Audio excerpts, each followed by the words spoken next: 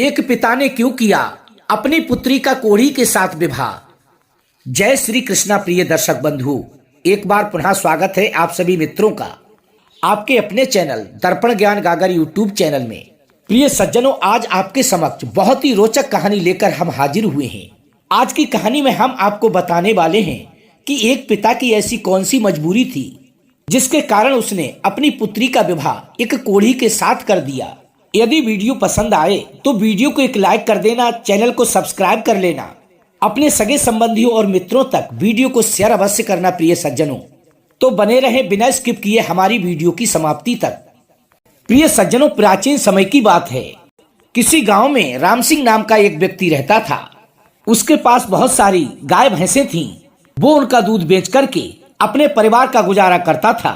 राम सिंह बड़ा ही चालाक किस्म का व्यक्ति था।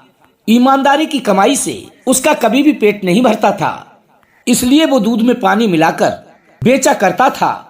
भाग्यश्री नाम की उसकी एक पुत्री थी।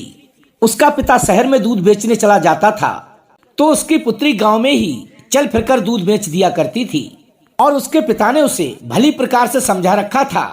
जब सुबह शाम दूध दोहने का समय आए तो दूध दोहने वाले बर्तनों में उन बर्तनों को साफ करने के बहाने से पानी डाल दिया करना, जिससे हमारे दूध की मात्रा भी बढ़ जाएगी और लोगों को इस बात का पता भी नहीं चलेगा कि हम दूध में पानी मिलाते हैं।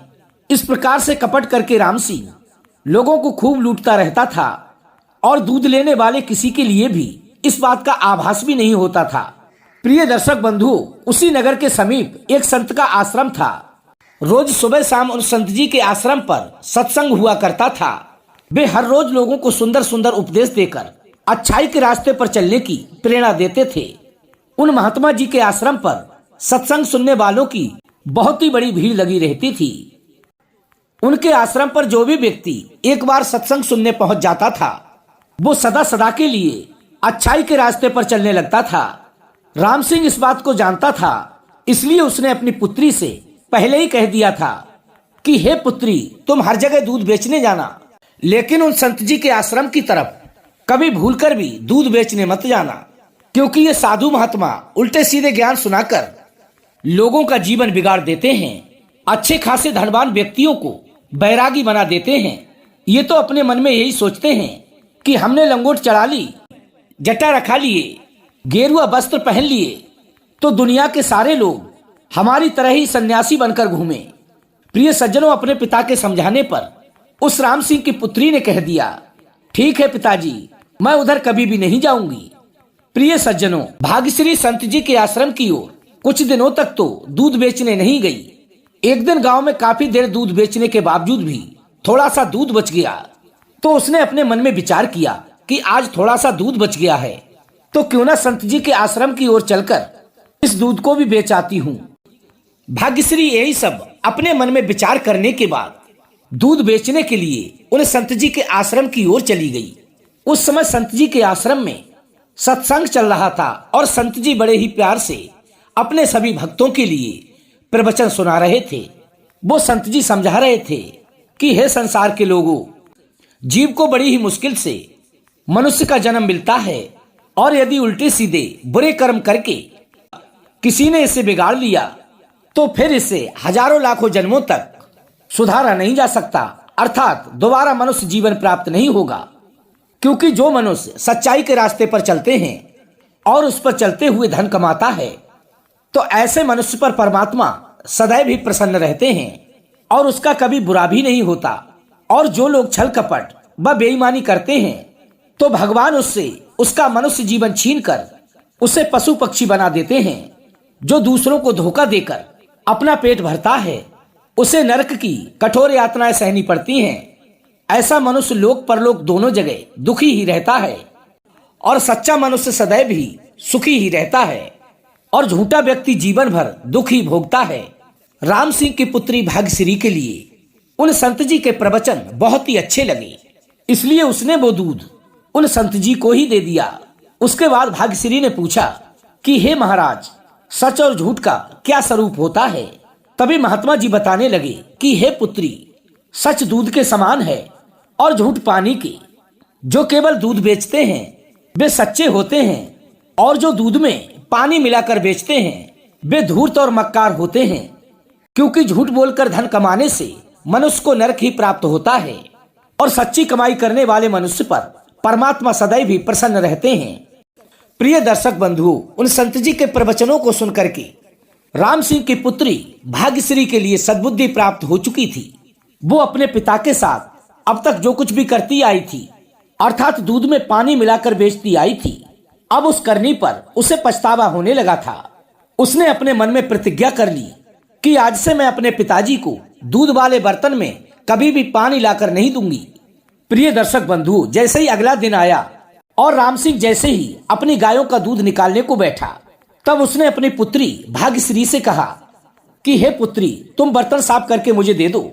वो तो इस बात को भली भांति जानता था कि मेरी पुत्री बर्तन धोने के बहाने से उसमें पानी भरकर ले आएगी और उस पानी के ऊपर से वो उसमें दूध दो देगा और लोगों को पता भी नहीं चलेगा कि दूध में पानी मिला दिया है। रोज की तरह ही भाग्यश्री ने बर्तन मांजकर अपने पिता को दे दिए, लेकिन प्रतिदिन की तरह उस दिन बर्तन में पानी नहीं था। राम सिंह के दूध दुहते समय दूध लेने वाले कुछ ग्राहक भी उसके पास में ही खड़े थे। राम सिंह ने खाली बर्तन देखकर भाग्यश्री से इशारे में कहा कि हे पुत्री भाग्यश्री, आज तुमने दुहनिया अच्छी तरीके से धोकर नहीं दी है, लो इसे दोबारा से साफ कर लाओ। राम सिंह का इशारा साफ था कि आज तुमने बर्तन में पानी डालकर नहीं दिया है, लगता है तुम भूल गई हो, इसलिए बर्तन साफ करने के बहाने दोबारा इसमें पानी डालकर ले आओ। परंतु उसकी पुत्री ने अपने पिताजी से बर्तन लेकर ठीक प्रकार से मांजकर फिर से उसे खाली ही पकड़ा दिया। प्रिय दर्शक बंधु, अब वो राम सिंह उस खाली बर्तन को देखकर मन ही मन झुंझलाने लगा और कहने लगा कि अरे भाग्यश्री, आज तुझे क्या हो गया है? बार बार कहने पर भी तू ठीक से बर्तन साफ क्यों नहीं कर रही है? अब वो दूध लेने वालों के सामने अपनी पुत्री से ये तो नहीं कह सकता था कि दूध दोहने वाले बर्तन में पानी डाल लाओ। उसने फिर से अपनी पुत्री के लिए बर्तन धोने को दे दिया, लेकिन उसकी पुत्री ने फिर से बर्तन को मांजा और खाली अपने पिता को पकड़ा दिया। तीसरी बार भी बिना पानी का बर्तन देखकर राम सिंह मन ही मन अपनी पुत्री पर बड़ा ही क्रोधित हुआ। उसने जल्दी जल्दी दूध धुआ और ग्राहकों को चलाया। उसके बाद वो अपनी पुत्री को डांट फटकार लगाने लगा, कहने लगा कि अरे पागल लड़की, मैंने तुझसे मना किया था कि उन संत जी के आश्रम की ओर बिल्कुल मत जाना, लेकिन आज मुझे लगता है तू उन संत जी के आश्रम की ओर गई है, इसीलिए तू वहां से उल्टी सीधी पढ़ाई पढ़कर आई है।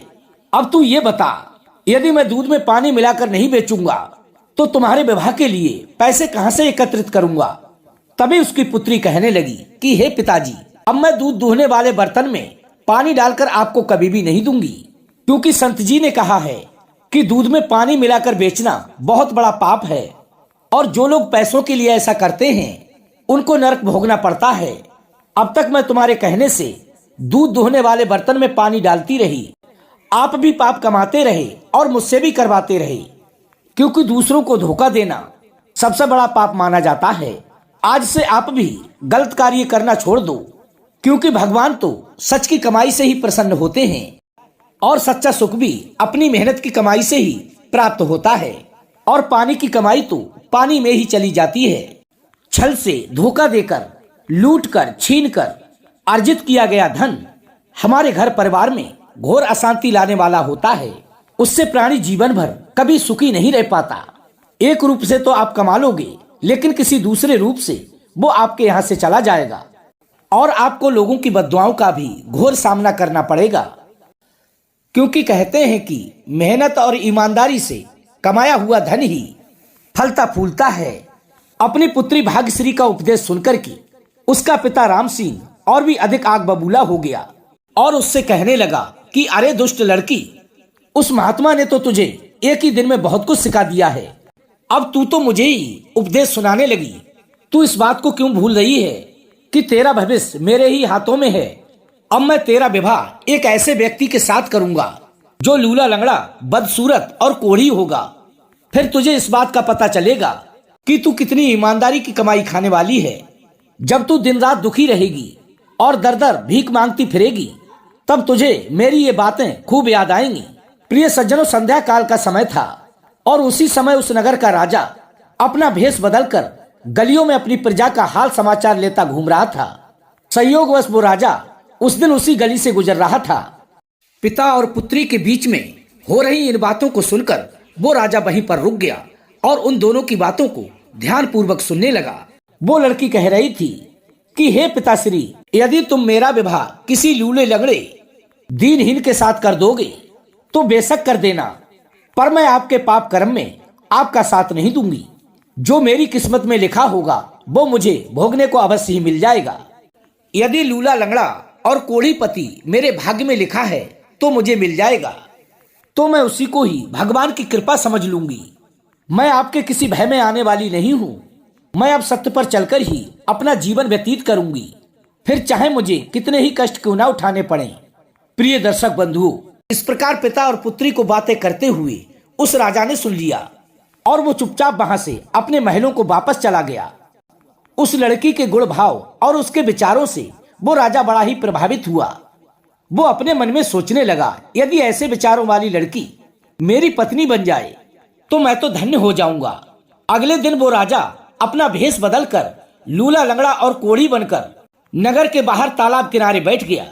सुबह सुबह राम सिंह दूध पहुंचाने के लिए उसी रास्ते से दूसरे गांव जाता था। अचानक रास्ते में एक कोढ़ी को बैठा देखकर वो बड़ा ही प्रसन्न हुआ। वो अपने मन में सोचने लगा कि क्यों ना इसी लूले लगड़े कोढ़ी से मैं अपनी पुत्री का विवाह कर दूं, उसे उसकी करनी का दंड मिल जाएगा। अपने मन में यही सब विचार करने के बाद राम सिंह उस लूले लंगड़े कोढ़ी के लिए अपने घर बुला लाया और अपनी पुत्री का विवाह उसके साथ कर दिया। गांव के सभी लोग गंगा सिंह को भली बुरी गालियां दे रहे थे और मन ही मन कोस रहे थे कि परमात्मा ऐसा पिता किसी पुत्री को ना दे जो अपनी पुत्री का विवाह एक अपंग कोढ़ी के साथ करे। प्रिय सज्जनों, उसने भाग्यश्री का विवाह करके उसे अपने घर से निकाल दिया। उसकी पुत्री भाग्यश्री भी हंसी खुशी से अपने पति कोढ़ी के साथ वहां से चली गई और अपने मन में सोचने लगी कि मेरे पिता ने जानबूझकर यदि मेरा विवाह इस कोढ़ी के साथ किया है तो आज से यही मेरा पति है। यदि मेरी किस्मत में सुख लिखा होगा तो परमात्मा को ऊसर में भी महल बनाने पड़ेंगे। पर उसे इस बात का पता नहीं था कि परमात्मा ने उसकी पुकार सुन ली है। वो अब उस राज्य की महारानी बन चुकी है। प्रिय सज्जनों, इसके बाद वो कोढ़ी वेशधारी राजा अपनी पत्नी को लेकर अपने महलों को चला गया।